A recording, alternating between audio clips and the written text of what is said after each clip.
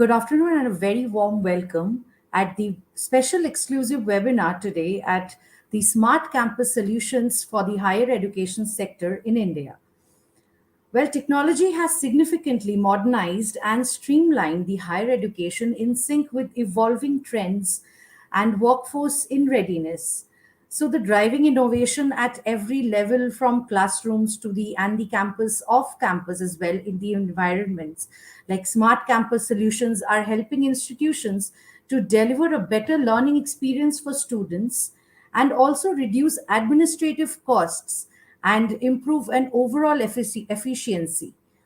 So, to explore this new age solution and help educational institution to stay ahead of the curve, Elets Technomedia, in association with Dell Technologies, is organizing today an exclusive webinar on smart campuses and for the higher education sector in India. And for that, I would like to welcome our esteemed guests today, Dr. K. Karunakaran, who is the CEO of Hindustan Educational Institutions, Coimbatore, Tamil Nadu, and Mr. Praveen Kumar, who is the Field Marketing Leader, Client Solutions Group of Dell Technologies. A very warm welcome to both of you. And we would right away welcome all the delegates as well who are watching us live. And if you could, Dr. Karunakaran, I would just like to start with you. If you can tell your opening remarks about today's topic, which is the smart campus solutions for the higher education sector in India. Vanakkam, good afternoon, everyone. Smart campus, right after pandemic, almost all the campuses in India, not only in India, all over the world, started offering smart solutions for learning. Digitally connected smart campuses are the future, no doubt on that. This digital connect really supports integrated learning experience for our students. And also, to some extent, it streamlines the administrative services. Earlier, we used to have a campus management system that used to take care of little bit of the administrative services. But nowadays, the total solution is available in the campus, and many campuses are turning toward that. Even Hindustan campus in Coimbatore is also one of an example for bringing smartness into its campuses, not only in teaching learning process, as well as in other allied process with respect to this education. We look as an educationist, a smart campus to be to improve the student experience. That's very, very important. Otherwise, there is no meaning, because physically we are touching them, right? When they were inside the class, I'm touching means contact. That physical contact, eye-to-eye contact, is really making some wonders when they were in physical mode. So such experience may not be there in a digital form, but we need certain other experiences should be available in the smart process. So that's one of a very important or key factor we look for in the teaching learning process using this smart classroom or digital classrooms. And the next thing what I want to emphasize, digital classroom to boost the operational efficiency. That is also very, very important, because what a teacher wants to convey, it should reach the student effectively by means of having different ICT tools. Of course, the other benefits we are aware, right? Paperless offices, conserve energy, much reduces the cost, all those things. The smart campus should also give a way forward in assessing our students. Online examination to be effective with proctoring component. Of course, smart campus or this smart platform should give way forward, because now if you take the Indian institutions, almost every month we have been filing our data for one or other, whether it is NARF or NAC or NBA or QS ranking, whatever it may be, right? So our smart management should give a way forward to bring down the working of the people. I'm talking from the top management to the bottom level.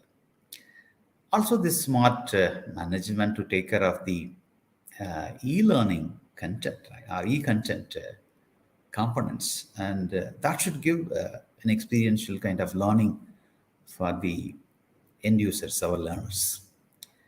And also, it should give away a kind of a teacher aid, right? That platform should give a teacher aid, means we physically prepare course plan, course content, delivery method, kind of stuff, right? This automated process also to support for all this. So this is what an educationist I'm looking in the form of a smart campus. Thank you, Puja. Thank you so much, sir. I would like to ask Mr. Praveen Kumar from Dell Technologies if you could please tell your open remark on the smart campus solutions for the higher education sector in India.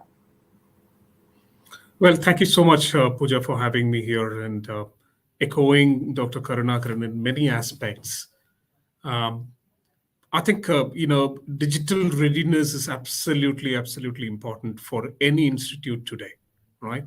Now, whether we call them smart or not, but digitalization is it's quintessential, I would rather say. But what we've actually noticed, and again, like Michael Dell would like to say, there is no post-pandemic world, right? We are all living in it. We were very wary about COVID 19, but today we have COVID 19, H3N2, H1N1, but still people are coping up with their lives. They're moving ahead. With that said, in the last few years, I would say a couple of years, the transformation of both, I would say, industry, productivity, workforce, and education learning have transformed quite a bit. At one point of a time, it was a mere compulsion of people being online, and people wanted to attend classes only through online, no physical contacts, which had its own perils as well. Like industry expert like Dr. Karan would say that physical contact, face to face interactions means a lot of different things. But what I would say, our clients as well as some of the institutes which we've been regularly interacting with is also feeling the possibilities of something new which they haven't tried before, and this has thrown open several different paradigms as well. For example, there is no physical now boundary limitation that a student has to travel to a particular city to get the best of education, with the virtual world also opening up as a supplementary, I would rather say, not substituting the physical format, but the virtual format also coming as a supplementary effort. I think a lot of students today are able to get the best quality of education without having to physically travel a lot more, right? So they're able to manage that in between. So what I really felt was that real estate challenges have come down. Uh, Apparently, like never before. Earlier, you need to have acres and acres of campus to cover a lot more aspects, but today you are able to build even virtual libraries and laboratories today for people to run their projects and so on and so forth. The possibility of learning multiple things is also getting evidentially increasing and exponentially increasing. People opting for multiple streams of education at the same time is definitely being adopted. So somebody who's actually pursuing their regular course in a physical format, or also going and spending some time on the virtual format, because now various different courses, various different streams of line of thoughts, education is all opening up. So this is an interesting change which is also coming through education industry, specifically in India, I would say, right? uh, so this is actually, if you look at it, the way digitalization is picking up, it is also kind of bridging the some of the skill sets gap which we've had. We will discuss that, of course, more in detail as we proceed towards the session. But I would say, the smart campuses right now are not just smart, they're actually full and full digital, virtual. It's more supplementary. And I would say, art of, I would say, the learning possibilities have increased a lot. At the most importantly, it's also helped institutes to move faster in whatever they want to do. Digitalization actually solves a lot of problems, and I'll be glad to talk about more on those topics as well. Yeah, back to you, Pooja. Sure, I'm sure. Like through many emerging technologies now coming up in education sector, I'm sure that like Dell Technologies, I'm sure that recommends to Windows 11 Pro as well to improve the productivity of the various sectors in education sectors and all everywhere. So I will just wanted to moving on, Dr. Karunakaran, I would want to ask you one question like how are you leveraging smart solutions to create digital, agile, and flexible campuses? If you could please throw some light on it.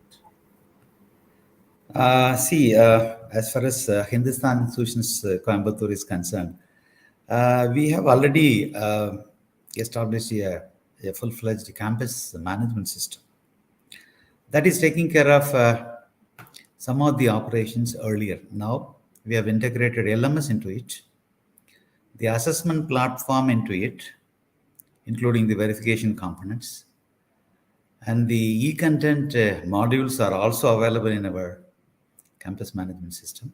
Live lectures are going on. Mobile based friendly platform we have connected. So it is easy for the system to move on.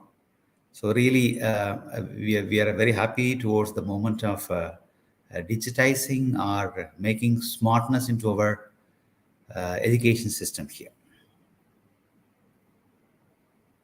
So this is how we have been taking up the process here in Hindustan. Right. Mr. Praveen, if you could tell us the current challenges which are faced, which are faced by the department of yours and the institutes in building up smart campuses, and what does Dell share as the best practices? If you could throw some light on that. Yep. So, see, if I look at somewhere in terms of challenges, I would say where institutes are struggling today is probably with the right amount of expertise. I think there is a diamond dozen, a lot of players claiming to, help you out with, various, solutions and so on and so forth.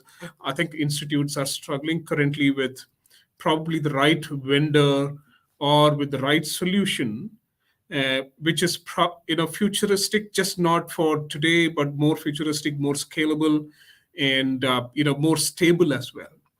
Now, with that, there are other challenges as well in terms of when you try and open up the boundaries, it also throws open a lot of security challenges as well. Now, there has been in a lot of debate around, is security really key for education institutes and so on and so forth. The interesting facts come out that it's just not the corporate world or enterprise in a world which is actually struggling with ransomware attacks and so on and so forth.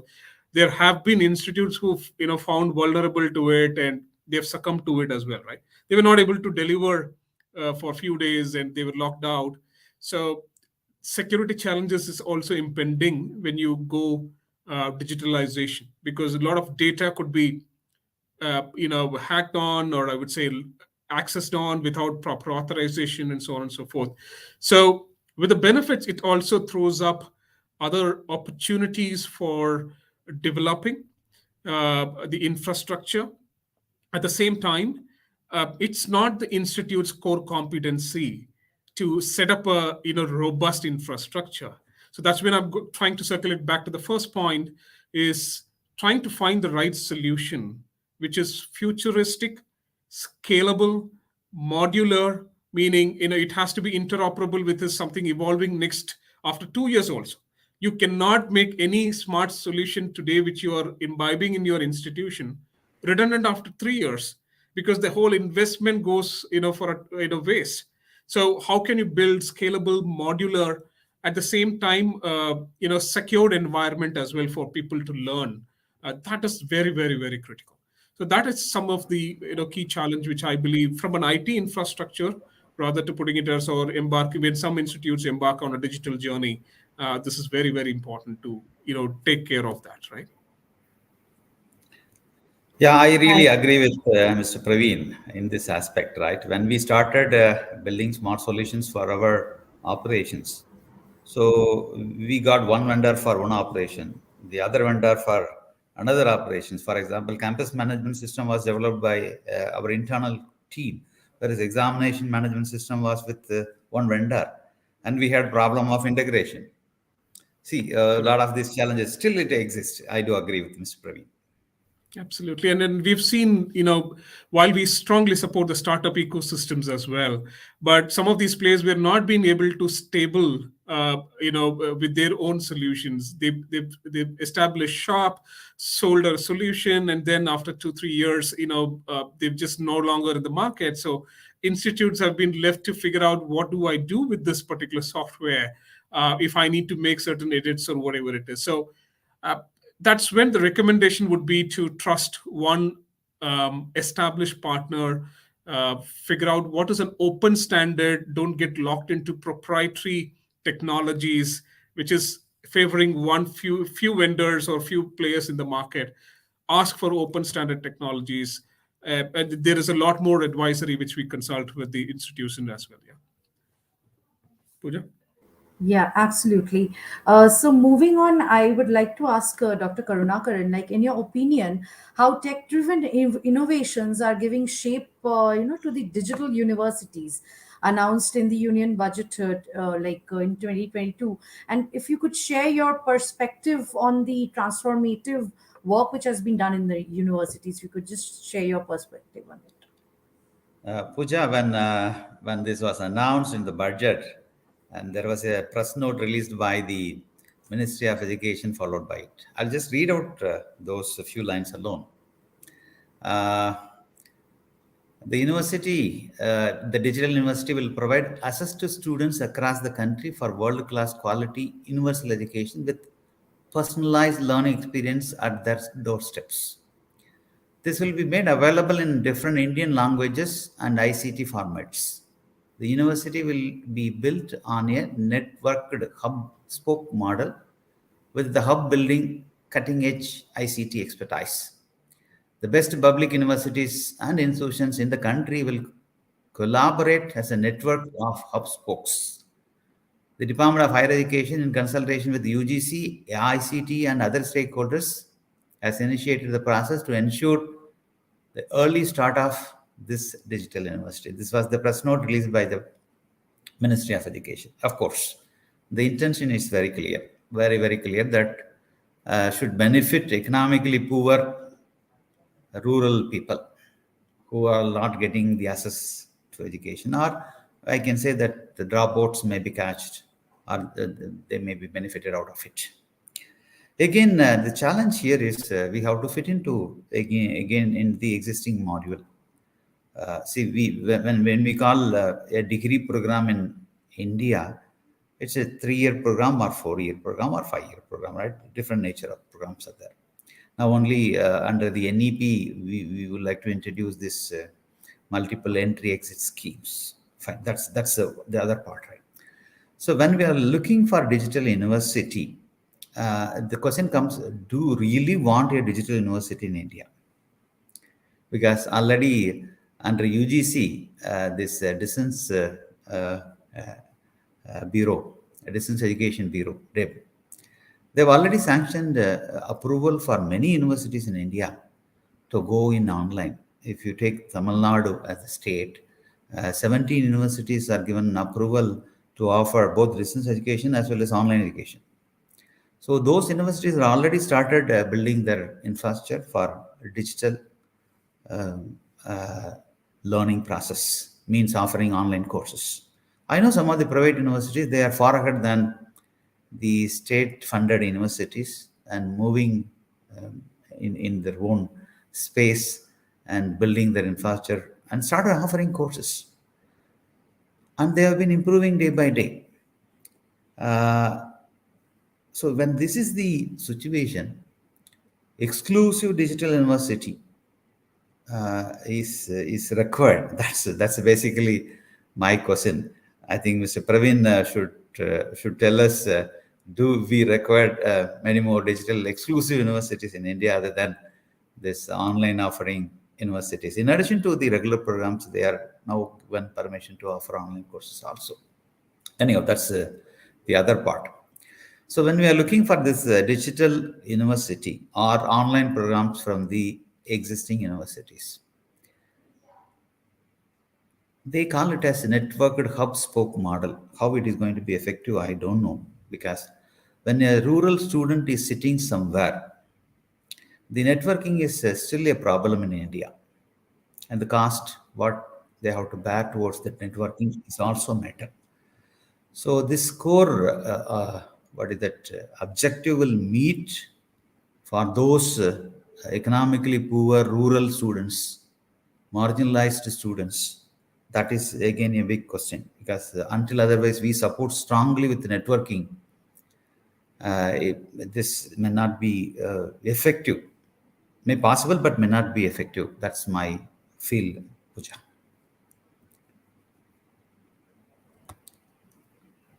Right. So, Mr. Praveen, if you could, to continue this, if you could tell about your take on the future smart campuses and how can institutions like, advance themselves towards it.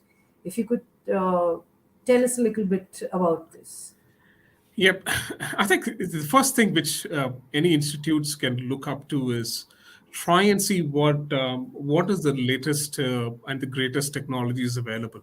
It definitely needs some kind of a consultative process because sometimes you don't have to be misled by all the features and you pay so much while the adoption rate is lesser, right? So just the right amount of technologies, but the latest one, I would say something like a refresh technology, right?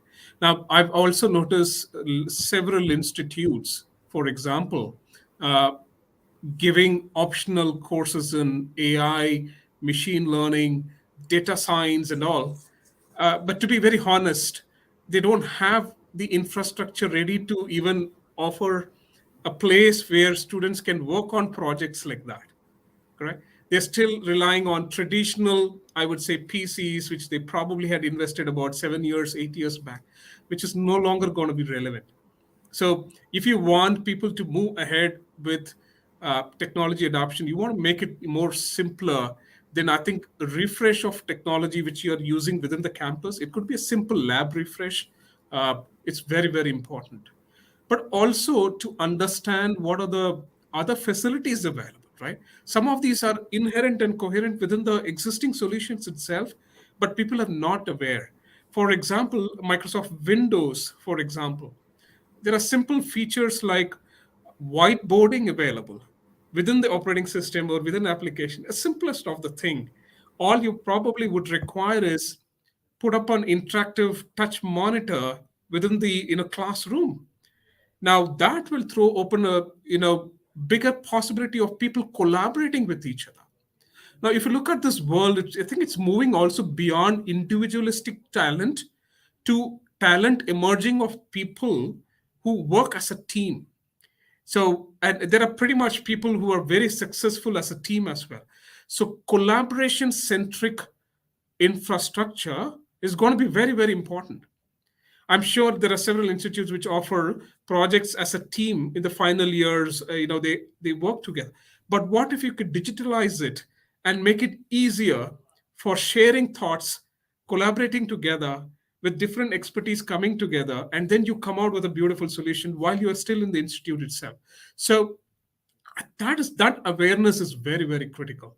It's already out there. You can rely on experts like Dell to bring it out to you and tell you, hey, why aren't you tapping into it? You've already paid for it sometimes. Why aren't you tapping into it, right? Now, technologies today with AI, even in devices, is very, very, very easier.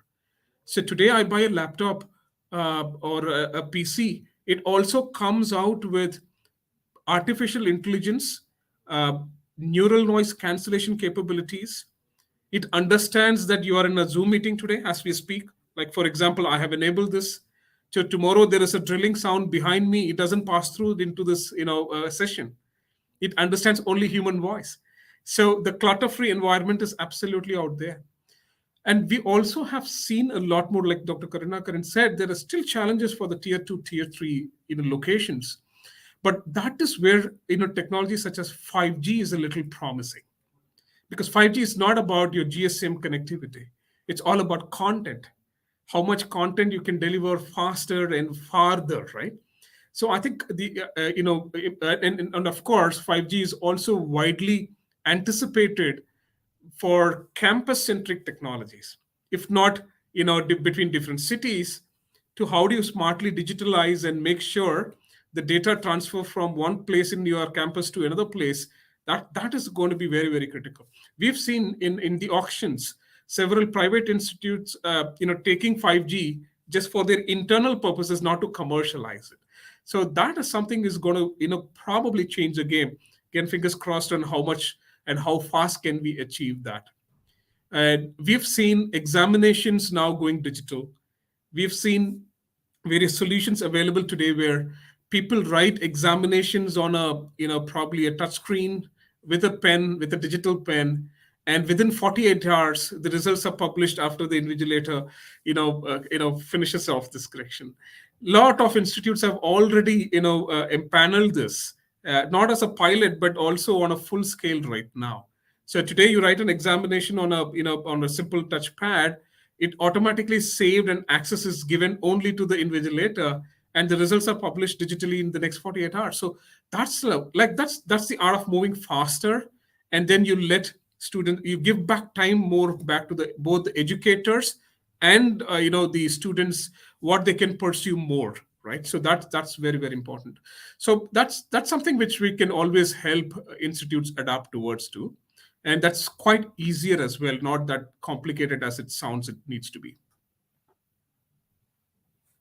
Absolutely, I agree. Like with a lot of technologies like AI, robotics, so I'm sure that in future, near future, we will definitely be able to see a different spectrum of education sector altogether, coming So from the yeah.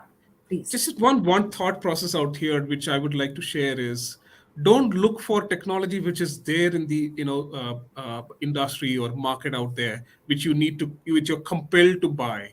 I think you should look internally, what's the aspiration, what are your challenges, and try to find out technologies that could solve your problem or meet your aspirational goals. I think when you look forward for that and have a conversation with a lot of industry players, then people can point the institutes towards, I think this will solve your problem.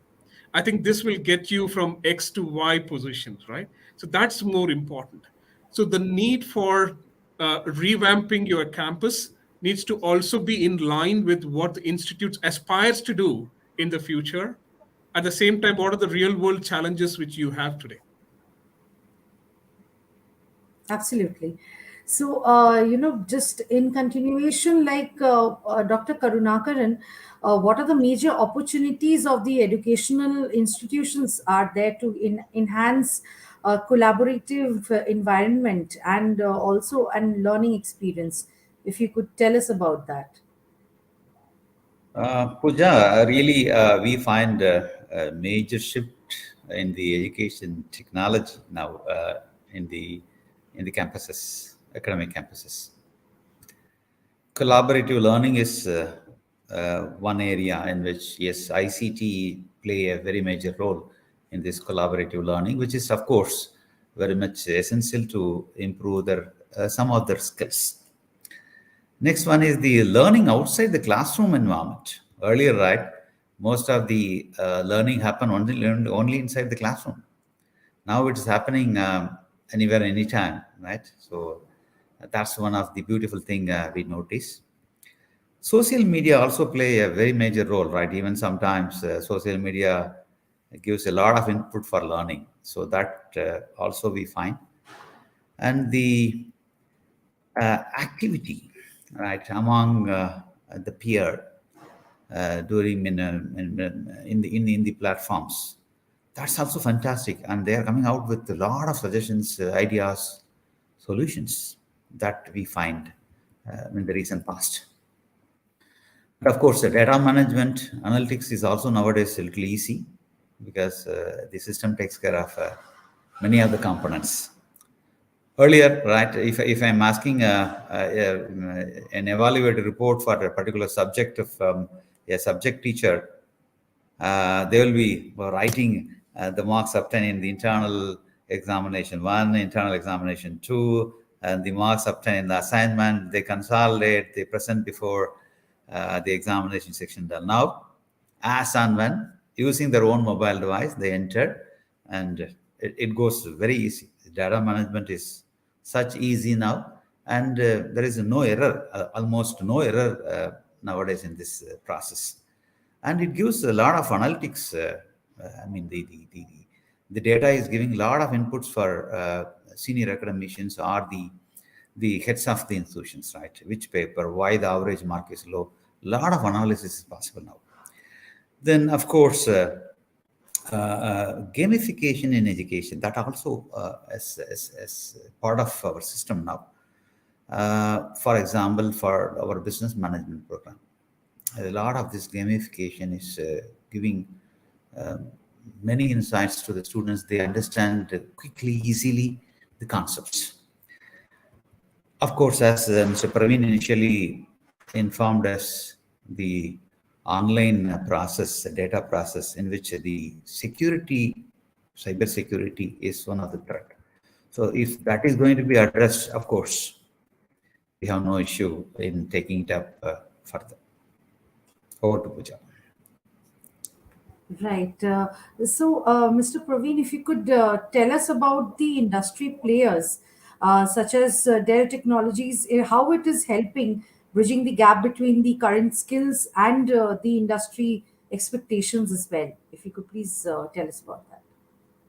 Sure. So we take very much pride in saying our purpose in Dell Technologies is to develop those technologies that empower human beings to achieve their fullest potential. So, you know, this in recent past, let me put it this way, right? Specifically in the higher education, I think we've moved very much strides ahead in collaboration and partnership. Now, some of the challenges which we have seen when we do hiring as well, or when we speak to our customers who are hiring as well, is there's a big gap between what the industry is expecting today to what institutes are actually exporting to them in terms of skill sets. So futuristic skill sets is actually becoming very, very, very important. In this journey, I think between Dell Technologies, Intel, Microsoft, we are all trying to get the next set of future workforce ready, right from where they are coming in from, not when they pass out and then they have to append their skills with an additional few more years and so on and so forth. We are trying to see that. Some of the initiatives which we have taken, for example, along with the partnership with Intel, there are specific programs like AI for Youth, basically, right? AI for Youth is throwing open the art of and possibilities of artificial intelligence. What are the various options available? What are the learnings? What are the pitfalls? How it could solve real world problems? The fundamentals of understanding AI, which is very, very critical for not just for a technical student, but even for a fashion designer today. They need to understand what AI could help them in their professional career as well. So, in partnership with CBSE board, for example, we have already given them, and Dr. Biswajit Saha, who is actually the CBSE director, has understood this and endorsed the program, stating that this is something which we need to tap in even at a K to 12 level. So we now have schools, setting up a smaller facility in whatever capacity they may, and programs called AI for Youth, and trying to motivate them students to understand AI, right? So going beyond that, we also have help. We are also helping higher education students who have onboarded students in their first year and second year. We've had institutes reaching out to us, Praveen, stating that, Praveen, We want to offer electives on AI and machine learning. Unfortunately, the best talent is going to the industry. We get very less for the teaching in a fraternity. So, how can institutes, I mean, companies like you guys who are developing those technologies help us out, right? So, we are now reaching out just not for, I would say, helping students, but we are also trying to empower the facilitators, educators, also improve their skill sets. So we are setting up center of excellence not just for students, but for the educators and teachers as well, right, within the institutes. And like Dr. Karunakaran said, it is just not a one-time process; it's a continuous process, and that will evolve over a period of time. What's fundamentals today, I'm sorry, what's advanced today can become a fundamental tomorrow. So, like I said in the beginning, how do you set up a ecosystem more which is scalable, modular, dependent on open standards and a secure environment? That's how we are participating. And we've received wonderful reception for many leading institutes across. We've got projects developed by school students and waiting for patents. A simplest solution like using artificial intelligence to build a walking stick for a blind human being, right? So that kind of projects are coming out, which is very social impactful. And some of these partnerships are also throwing options for, I would say, creating the future workforce. We have more and more programs like AI for future workforce, also planned. And we also are reaching out to existing industry players for enhancing their skill sets as well, not just in AI, but across multiple streams, which could not just be technical skill set, but also social skill set, improving their social capabilities and so on and so forth. And hence, I broadly call it as center of excellence. Very, very, less commercials, but more, I would say, partnership in terms of thought leadership. And we engage just not during the initial setup, but continuous process. For example, we have a diversity goal across multiple of our clients, and now we are reaching out to institutes which are women centric and trying to provide them the help of getting hired to institutes which are to companies which are diversity focused. So lot more options are throwing up. I think the role of technology partners like Dell Technologies or Intel or Microsoft is also evolving. You could see that more societal impact is being delivered, not just the technology as well, right? So the best piece of thing is just to have a friendly conversation with any of these companies, including Dell Tech.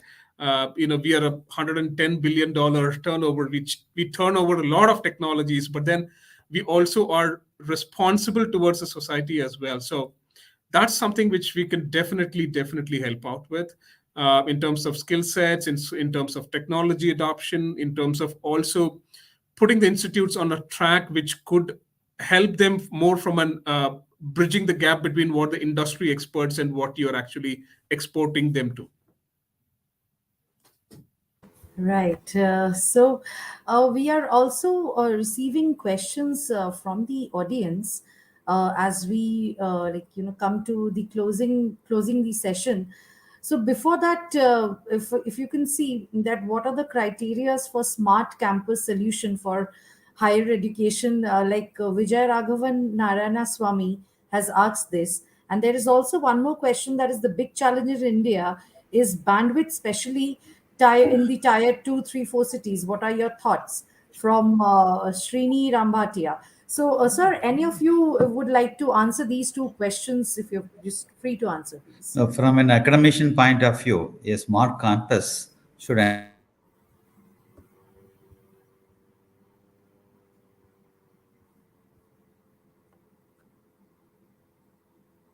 that I think I think Dr. we have some Karunakaran's, yeah, there's some technical glitch. So, if you would like to continue with any of the questions you want to answer. from a smart. I think we've dwelled on this a little bit earlier as well. One is clearly on like I said, look out for trusted partner. I wouldn't say vendor. Look out for trusted partners in your journey, somebody who can offer as a single point of contact Instead of, like, say, pointing fingers at each other. No, mine is solution is good, my software is working fine, but the hardware is not responding, and so on and so forth. So look at industry expertise, which can be a single point of contact, and a trusted partner as well.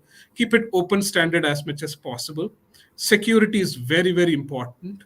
So and also, to understand that if we don't offer digitalization, if we don't offer, this is a small thing, right? In industry today, corporate world, they say this out: if you don't offer the right technologies, an employee is likely to quit. And employees choose company which provides right technologies for them to work along with. Now imagine the same case for a learning environment. Students aspire to join smart and campus friendly environment. They would like to see how technology within campus is actually, because this is a millennial crowd which we have in India today. It's a land of youth, majority is youth. They're very much aware of what's available out there. And hence I would say, when you reach out to people who are a trusted partner, adopt a secure environment, a scalable one, a more modular one, these are your basic fundamental criterias which you need to keep in mind for a smart campus solution. Sorry, Dr. Karunakaran, we lost you in between. Over to you, sir. From an academician point, of view, whether it is a smart campus or a physical campus, what an academician feel about giving away to the student is the process should enhance any process, even digitalization, including digitalization. It should enhance the efficiency of education to give better experience for the students.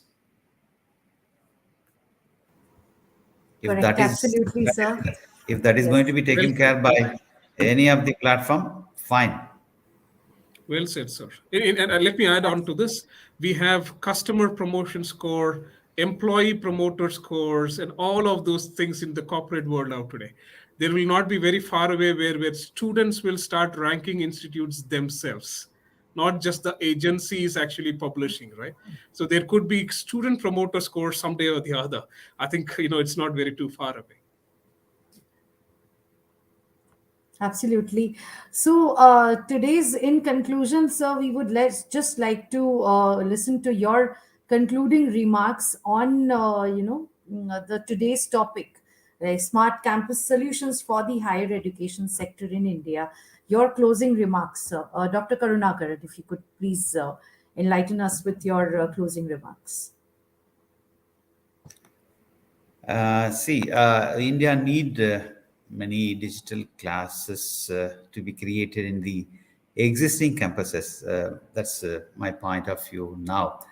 See, at this particular point of time when digitalization is happening all around, and the corporates are looking for much more skilled uh, professionals for them. Uh, the solution for learning to be simple to use, it should be person centric, it should be adaptive, flexible, and intelligent, and it should be adaptable and scalable. So this is the recommendation from my side to make our institution as smart campus.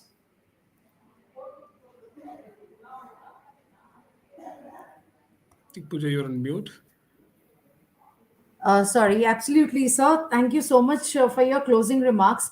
So, Mr. Praveen, I have one question coming up from West Bengal. Basically, my question is: what are the best convenient technologies preferred for institutions in the rural areas in states like West Bengal? If you could please enlighten a little bit more. This question especially come for you from West Bengal, from Miss Kanta Mitra, ma'am. Please, if you could. Enlighten us with this answer first, but just before your closing remarks. No, no, no problem. I think there are both, solutions there for a rural tier three or tier four, however you put it as. I think the solutions are being embarked just not by the private entities, but also by the government itself, because we have seen a lot of ICT push coming from government education departments individually from each state. and that's of course driven by education policy set up by the center as well. In at least right now, Dell Technologies is involved with 4 or 5 different states in implementing the ICT projects out there. So having said this, I think more technologies is coming towards them. Like Dr. Karunakaran highlighted earlier, and also I see one of the questions on the chat, the challenges could be on bandwidth, or I would say connectivity rather, not just specifically on bandwidth. It's all about connectivity. I think that's a closing gap as much as possible, because today you see the 4G adoption was phenomenally well, and even the rural students were able to dial in and attend a virtual classroom, or students going from hostel back to their rural area and continuing their learning process and all. Like I said earlier, 5G would be interesting to see how it can enhance that particular capacity as well.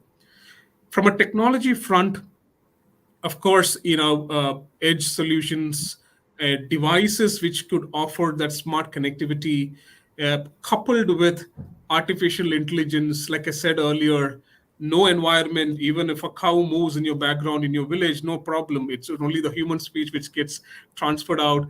All those technologies with AI plus connectivity will definitely be really, really key. We're already working on establishing those things, not just in education. We've helped several NGOs to set up a 5-bed ICU, 10-bed ICU in the remotest place with the appropriate connectivity and solutions, mission critical, life saving critical solutions, right? So to that question, Pooja, in a simplistic form, we definitely have everything in place to help even the remotest area. Two, there is a lot more tech available to give you more with less, right? Uh, to your previous question of what would be the best way to look out for, is look out for something which is giving you more but with less, right? So that's very, very important, because you can always choose to scale as you are growing today. You don't have to invest heavy all at one time. You can scale, you can pay as you grow. So that's a scalable infrastructure. That's all which I think is very, very critical today.